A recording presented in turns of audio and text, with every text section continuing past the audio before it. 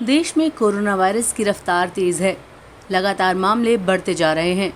पिछले 24 घंटे में 3,48,421 नए कोरोना केस सामने आए और 4,205 संक्रमितों की जान चली गई। हालांकि 3,55,338 लोग कोरोना से ठीक हो चुके हैं। वहीं दिल्ली के अस्पतालों में एक तरफ ऑक्सीजन की किल्लत है तो वहीं दूसरी तरफ वैक्सीन की कमी भी देखने को मिल रही है, जिसको लेकर दिल्ली सरकार और केंद्र सरकार के बीच लगातार आरोप प्रत्यारोप चल रहे हैं। इस पर दिल्ली के डिप्टी सीएम मनीष सिसोदिया ने आज प्रेस कॉन्फ्रेंस कर कहा कि दिल्ली सरकार ने 1.34 करोड़ वैक्सीन की डिमांड की थी, जिसमें दोनों तरह की वैक्सीन शामिल थी। लेकिन कोवैक्सीन ने दिल्ली सरकार को चिट्ठी लिखकर साफ कह दिया कि उन्हें वैक्सीन नहीं दे सकते क्योंकि वैक्सीन उपलब्ध नहीं है। जाहिर सी बात है कि केंद्र ने उनको ये आदेश दिए होंगे। चलिए आपको सुनाते हैं कि दिल्ली सरकार की तरफ से और क्या कहा गया। एक बात साफ है कि केंद्र सरकार ही तय कर रही है कि कहां कितनी वैक्सीन जाएगी, कितनी वैक्सीन देश के लोगों को लगेगी, कितनी वैक्सीन केंद्र सरकार एक्सपोर्ट करेगी, देश विदेशों में बेचेगी। ये केंद्र सरकार तय कर रही है। जब केंद्र सरकार तय कर रही है तो फिर ये जिम्मेदारी लेनी चाहिए केंद्र सरकार को कि अगर वैक्सीन 6.5 करोड़ वैक्सीन एक्सपोर्ट नहीं की गई होती तो दिल्ली और मुंबई के एक एक आदमी को 2-2 बार डबल डोज लग चुकी होती अब तक वैक्सीन की। यह जिम्मेदारी भी केंद्र सरकार को लेनी चाहिए। वहीं इस मामले पर अब बीजेपी के प्रवक्ता संबित पात्रा ने प्रेस कॉन्फ्रेंस कर दिल्ली सरकार के दावों को झूठा बताया है। संबित पात्रा ने कहा है कि दिल्ली सरकार भ्रम फैलाना बंद करे। चलिए आपको दिखाते हैं कि दिल्ली सरकार के आरोपों पर बीजेपी का क्या कहना है। जिस प्रकार से विगत कुछ दिनों से खास करके आम आदमी पार्टी के जो नेता हैं और कुछ और नेता हैं, कांग्रेस, राहुल गांधी, वो एक भ्रम की स्थिति उत्पन्न करने की कोशिश कर रहे हैं, खास करके वैक्सीन को लेकर, टीका को लेकर।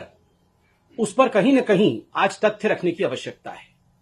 3 विषयों को मैं स्पर्श करूंगा। I will be touching 3 points. Number 1, ये जो भ्रम फैलाया जा रहा है कि अपने बच्चों को हिंदुस्तान ने टीका नहीं दिया और 6.5 करोड़ टीके जो हैं एक्सपोर्ट कर दिया, विदेशों को दे दिया, इस विषय पर जो हकीकत है मैं आज पटल पर रखूंगा। दूसरा विषय यहां बार बार पूछा जा रहा है और कहा जा रहा है कि कंपल्सरी लाइसेंसिंग, आखिरकार ऐसा क्यों नहीं करते हैं कि कंपल्सरी लाइसेंसिंग कर दी जाए और बाकी सारी कंपनियों को कहा जाए कि वो भी वैक्सीन मैन्युफैक्चर करें। इससे बहुत वैक्सीन मैन्युफैक्चर होगा और सुविधा हो जाएगी। और अगर केजरीवाल जी के शब्दों में कहा जाए तो फॉर्मूला को डिक्लेयर कर देना चाहिए। उस पर भी मैं कहने वाला हूं। और तीसरा विषय, आम आदमी पार्टी के ये जो चिट्ठी खेल हो रहा है और जिस प्रकार का झूठ वो बोल रहे हैं वैक्सीन को लेकर, उस पर भी खुलासा करूंगा। मगर सबसे पहले जो तकनीकी विषय है उन दोनों को मैं स्पर्श करूंगा, कॉमर्शियल लाइसेंसिंग और एक्सपोर्ट क्यों हुआ। कल तक 11 मई 2021 तक लगभग 6.63 करोड़ वैक्सीन, 6.63 करोड़ वैक्सीन के डोजेस जो हैं वो एक्सपोर्ट किए गए थे, हिंदुस्तान के बाहर भेजे गए थे। इसको लेकर काफी घमासान रहा कि आखिर ये क्यों भेजे गए। हिंदुस्तान में वैक्सीन की कमी थी, इनको भेजना नहीं चाहिए था। अपने बच्चों को पहले वैक्सीन करना चाहिए था, बाद में लोगों को देना चाहिए था। देखिए, ये जो वैक्सीन बाहर भेजे गए वो 2 कैटेगरी में भेजे गए हैं। जो पहला कैटेगरी है जिसमें लगभग 107 लाख अर्थात 1 करोड़ 7 लाख आसपास वैक्सीन भेजा गया है, यह एड के रूप में भेजा गया है। एड मतलब मदद, एड मतलब ग्रांट के रूप में भेजा गया है। ग्रांट के रूप में, मदद के रूप में, एड के रूप में मात्र 1 करोड़ वैक्सीन ही भेजा गया है।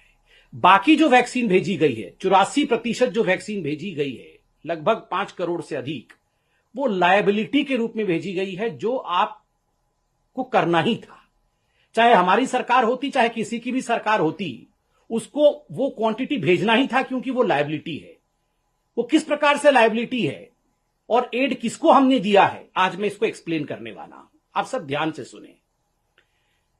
जहां तक एड का सवाल है, हमने लगभग, जैसा मैंने कहा, 107 लाख, 1 करोड़ और कुछ वैक्सीन हमने बाहर भेजे हैं। किसको मुख्यतः हमने एड दिया?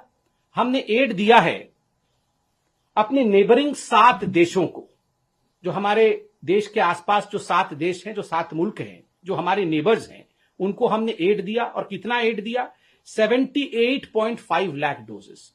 इन 1 करोड़ से थोड़े अधिक जो डोजेस हमने एड के रूप में दिए, उसमें 78 लाख डोजेस हमने अपने देश के आसपास के देशों को दिया। उस पर भी आप सवाल खड़ा कर सकते थे कि क्या आवश्यकता है बांग्लादेश को देना, क्या आवश्यकता है बाकी देशों को देना।